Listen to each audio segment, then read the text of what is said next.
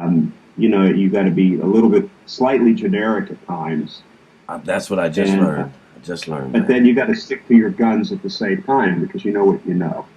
Yeah, I'm kind of like Yeah, when they called me the prophet. I never said I'm a prophet. I never claimed to be. I don't even know what one is.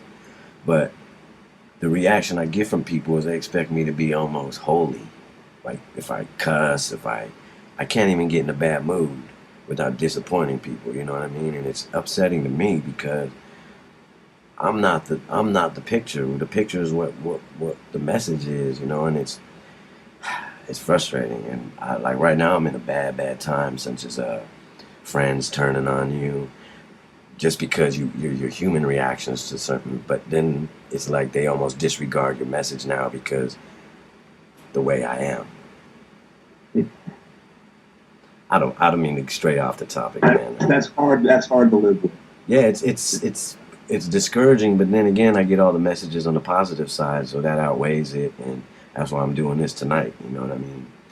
So Yeah. Well, let me bring you back to how are you growing, not growing? What revelations are you coming to? And before you go into the 10, because uh huh. uh, experience, because you're coming out of this thing in '88, and now you're in the '90s. Right. You're what is this? What is it doing? Is it flip flopping back and forth, and you're understanding, or is Yes. what's it doing next Okay. years progress? I get you. I get you. Um, I'm spiritual. I'm 100% spiritual. I love God. I know God, and what I like to say is the difference between religion and spirituality is religion is believing, spirituality is knowing. And I'm kind of throwing away the whole abduction story and taking with what they gave me. And I live my life how what they gave me. And it's almost like a blessing because my youngest son has went through 7 major surgeries, 4 heart surgeries.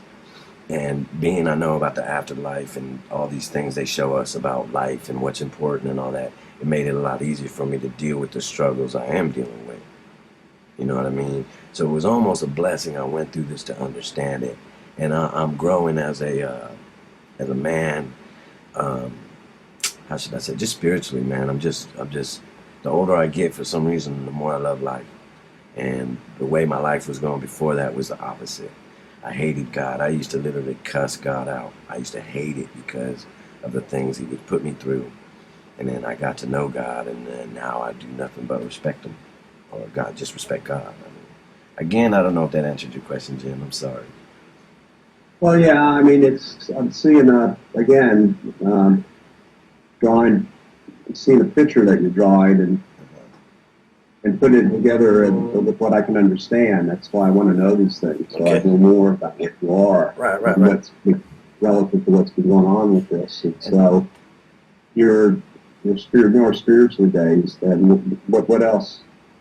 Um, I know a bunch of stuff that what they showed me and what we need to do to change. It seems like it's they told me I'll know what to do when the time comes. So whatever that means, but I already know what we need to do to change, and I don't know if it's just supposed to be my words that tell people, or am I supposed to be the spark that lights the flame to get the ball rolling, or but but from what they showed me, it's pretty bad if we don't get our shit together. So I don't know. I don't know if I'm a messenger or if I'm supposed to do something like that, but I've been trying. You know, I'll do as much as I can. I post some YouTube stuff. I got a cool channel, and I don't know. I just keep doing what they ask Oh, me to do. yeah. Well, okay. Uh, so you're seeing something to tell people about, as you put it, get our shit together. In Right. what sense? Uh, Humans. The reason they take our semen to make pure humans is what this is what they told me. Well, they first of all, humans have been extinct on this planet a few times. And what they do is they keep what I call backup humans, is what they call pure humans. For they're always ready to make this they can always populate this planet whenever it becomes inhabitable again. So they always have a batch of humans if they have to make them a certain way, or You know, even if it takes thousands of years, they'll always be ready for them for the next time. That's just what I was told about the pure human. Right. What else that they'd see us needing to do? We need to change our whole system. They're pretty fascinated and confused on how thousands can rule millions. How we have forgot how powerful we are and how we are controlled by words and lines and signs and rules and laws, which we've put those into our vocabulary and we have definitions for those things so they exist. If they never exist, we wouldn't have these problems. There's other ways to do things, but we keep repeating the same things over and over and over. And if we don't get our shit straight, we have less than a couple centuries left as a civil society and an existence. What about the environment?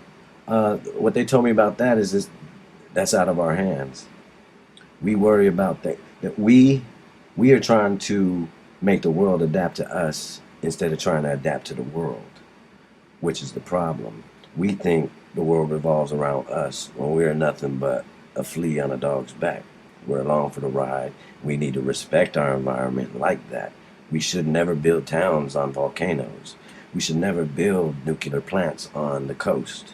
We should, just common sense stuff. A lot of things have to change. And what's so ashamed is people don't think we can change when we can start tomorrow. Okay.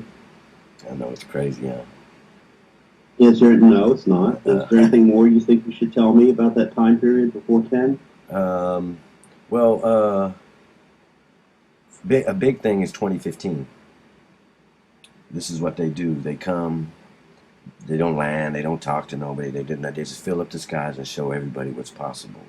And that's supposed to, they're not allowed to interfere. So they can't come down here and tell our president, look, you need to change your monetary system. You need to just leave these people alone, join them, and just take care of the whole human race. But 2015 is when, since they can't interfere, what they're going to do is kind of like a loophole. They're going to come and show us that they do exist and what's possible. That basically they are here and they're our brothers and we need to catch up to them. We're going backwards. So it's kind of supposed to be like a little kick in our ass to get us on our feet. But from what I'm understanding is we're not going to get the message. Okay. So here you are now, and 2010 comes along. Yeah. Why don't you start from there? Yeah, that's when the last time. Now this one they didn't. I don't have recollection, whatever. I don't remember. But what had happened was. Excuse me. No problem. What happened was my youngest son now, he's 8 at the time. He comes downstairs and he's crying and crying and crying.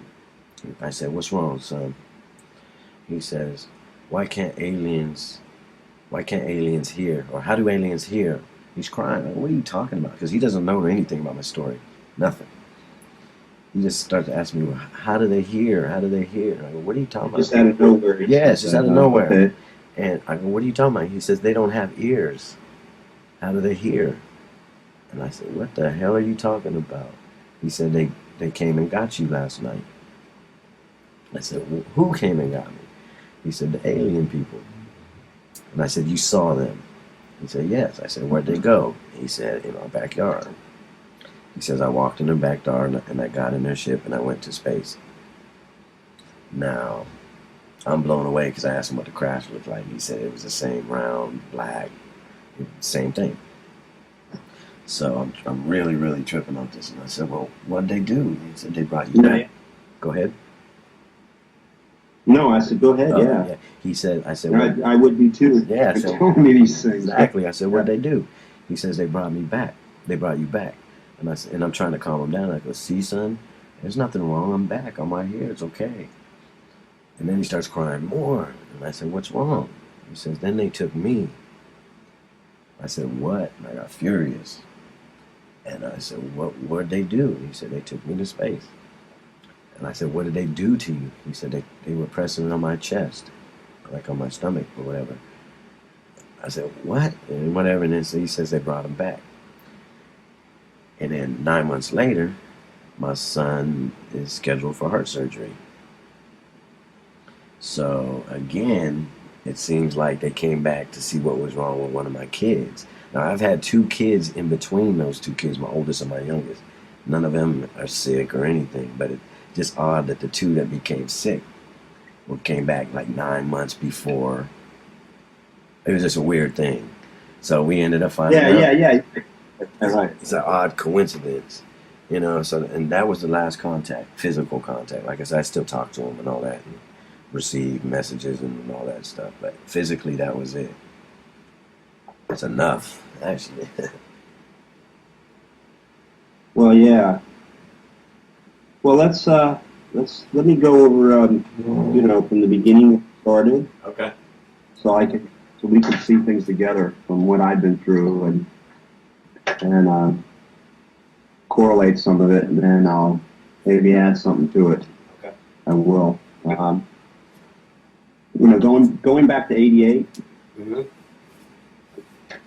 That was a dark period in human technological history relative to alien technology and abductions. Right. It was less organized, less structured, and more freelancing as far as science is concerned. And I refer to that as black ops. You know what I mean by black ops? No, I don't. Well, there's secret organizations that